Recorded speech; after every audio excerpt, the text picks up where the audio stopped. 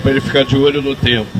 O Chico já fez uma abordagem bem abrangente das razões pelas quais nós estamos na rua e os elementos que ele coloca para a nossa reflexão coletiva.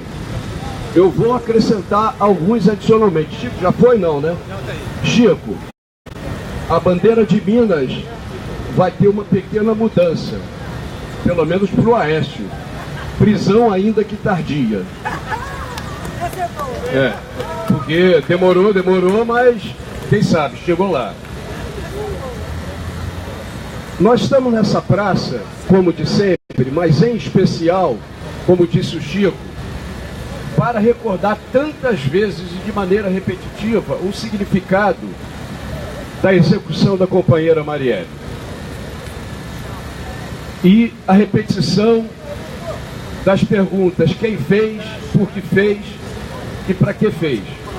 O Chico já fez uma abordagem mais do que suficiente, mas eu colocaria, para complementar, uma reflexão sobre o Profissão Repórter da Rede Globo de ontem. O Profissão Repórter da Rede Globo de ontem falou de milícias.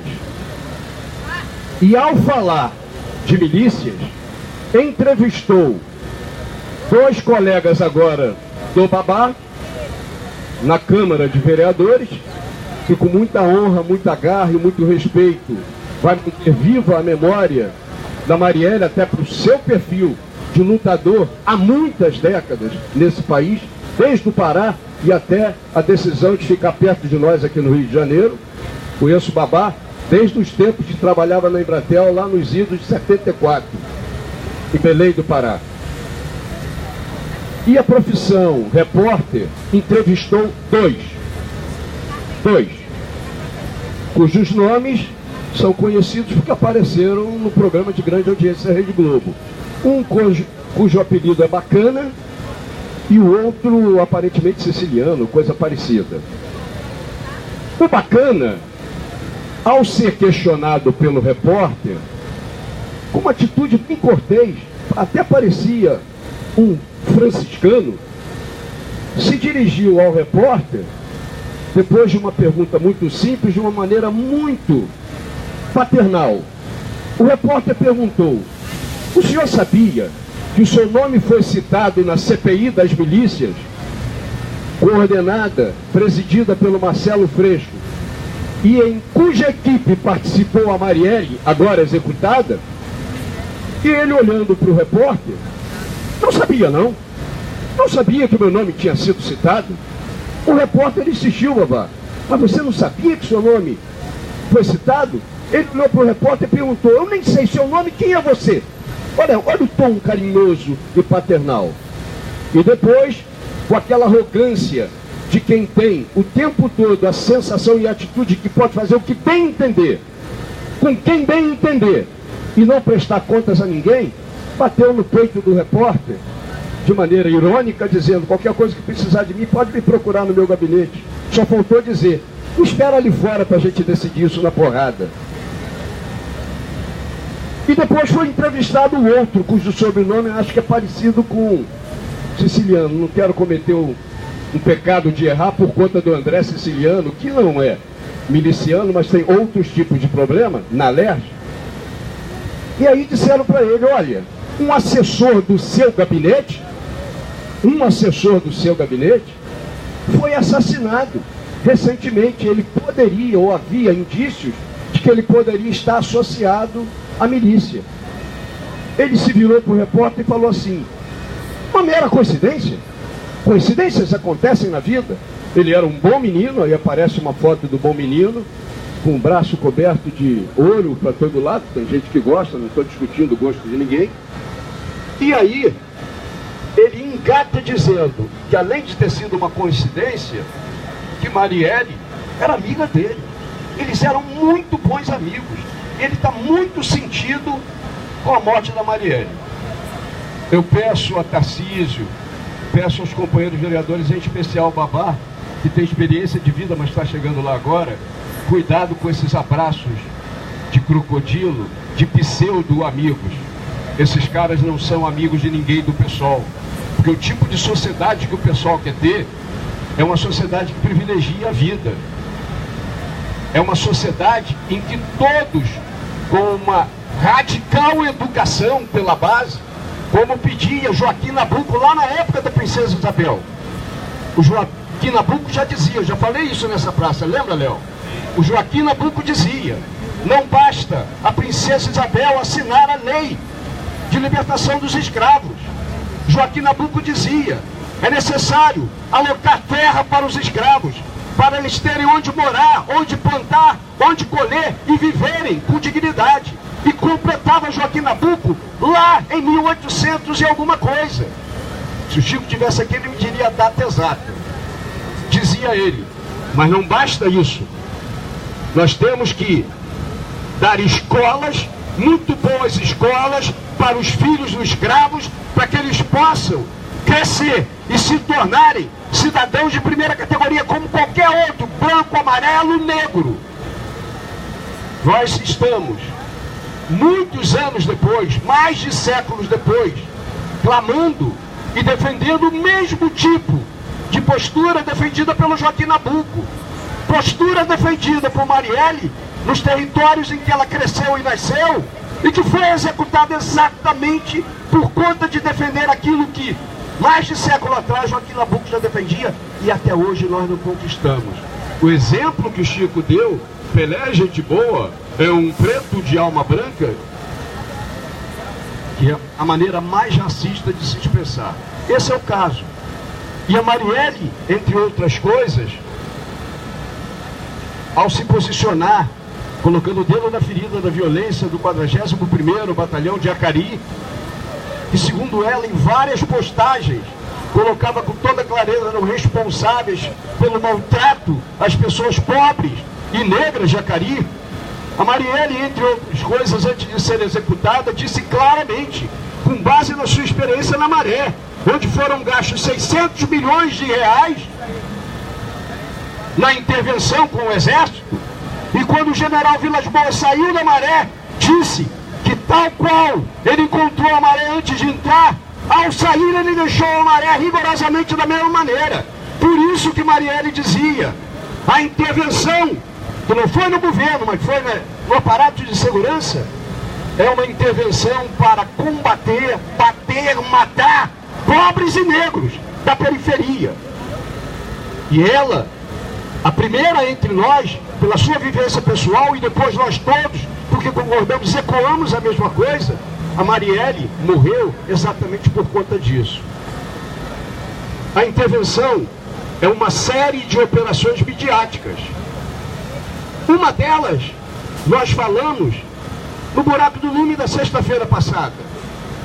Uma operação da Polícia Militar em Santa Cruz, no lugar onde estava acontecendo um festival de pagode ou de música, etc., com ingressos pagos, comprados pela população que lá estava para assistir o show, e que a Polícia Civil, com base, segundo eles, e as desconfianças levantadas pelo Chico, a gente deve parar para refletir sim, ficar atento, confiar, desconfiando na responsabilidade do aparelho de segurança para fiscalizar.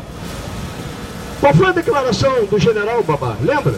Uma operação exitosa da Polícia Civil.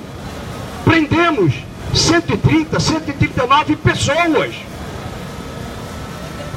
Algumas das quais, no Buraco do Lume passado, esteve aqui pai de um menino que estava preso lá, chorando, pedimos, Léo pediu para ele falar, dar o seu depoimento. Ele não quis, mas viveu a situação de ter um filho trabalhador preso. O que aconteceu hoje de manhã? Noticiado em todos os jornais. As 130 e tantas pessoas foram soltas por uma ação do Ministério Público e da Defensoria.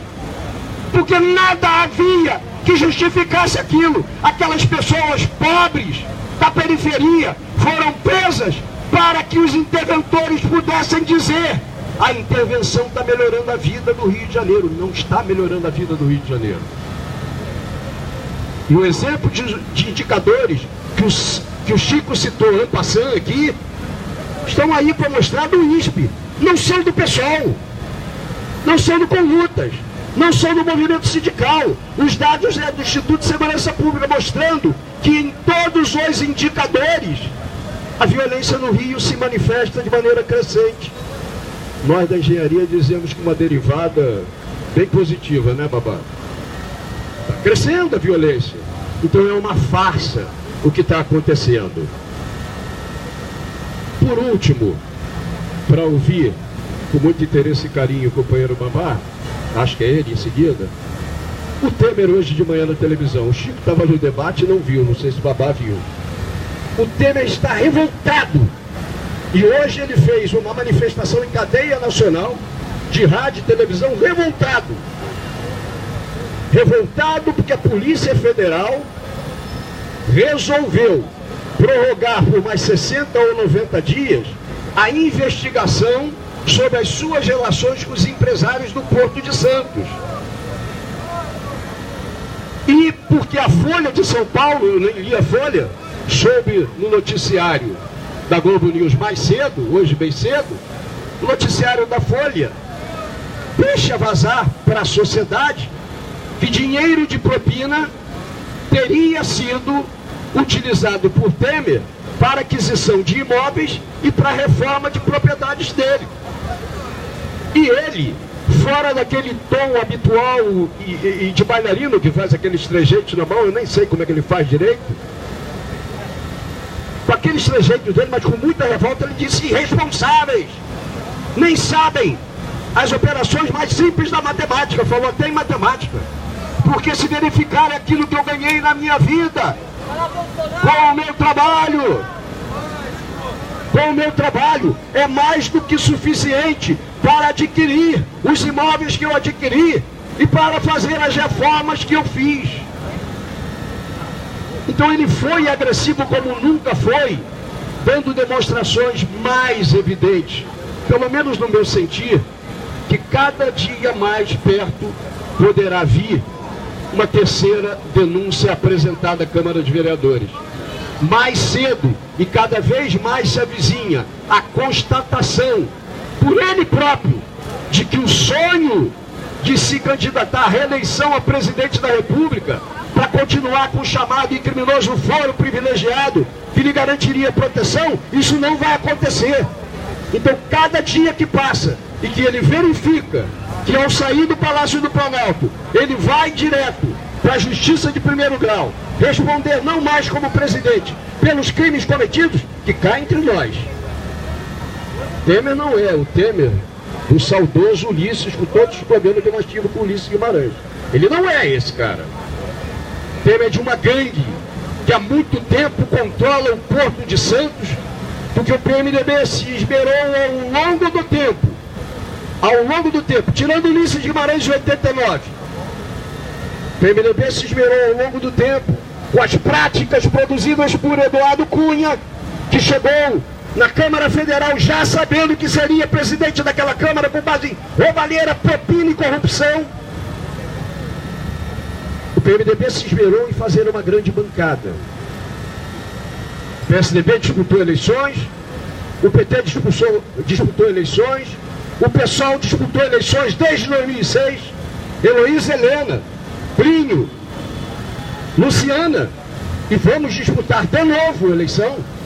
Portanto, não temos absolutamente nada com eles, mas o PMDB cuidou para ter uma grande bancada no Congresso para poder, no chamado governo de coalizão, montar as bases do troca-troca. É dando que se recebe, usando frases de São Francisco de Assis, é dando que se recebe, é dando propina, é dando cargo, para se manter governando e ficar imune. A Dilma, e não estou fazendo nenhuma defesa da Dilma, a Dilma foi empichada porque pedalou.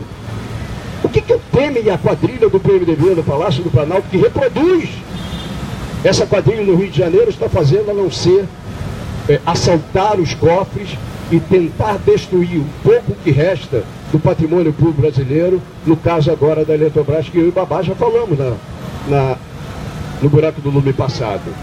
Então, pessoal, estar aqui na praça é mais do que um dever de todos nós, porque os nossos mandatos Não tem menor sentido, mesmo que nós sejamos minoria na Câmara Municipal do Rio de Janeiro, mesmo que sejamos minoria na Câmara Municipal de Niterói, sejamos minoria na Alerj, e sejamos 6 companheiros, bravos companheiros, entre eles uma senhora Erundina, de muitos anos de vida, ex-prefeita de São Paulo, que se soma ao jovem Glauco e o não tão jovem Chico, 6, meia dúzia de deputados federais que conseguem marcar a marca diretamente associada ao pessoal de lutar intransigentemente e radicalmente em nome dos despossuídos, em nome daqueles que são a maior parte da sociedade brasileira. Nós não ocupamos o parlamento para ficarmos saindo em jornais, em fotos de jornais. Nós ocupamos os parlamentos para denunciar a barbárie que está se construindo nesse Brasil e em especial no Rio de Janeiro. Portanto, em honra à memória e à luta da Marielle, nós continuaremos mais do que nunca presente na praça. Marielle, presente! Marielle, presente! Anderson, presente! Anderson, presente! Hoje e sempre! Muito bem, ouvimos aí nosso vereador Niterói, Paulo Eduardo Gomes, como ele próprio anunciou, para que nós possamos aproveitar o tempo que as pessoas conseguem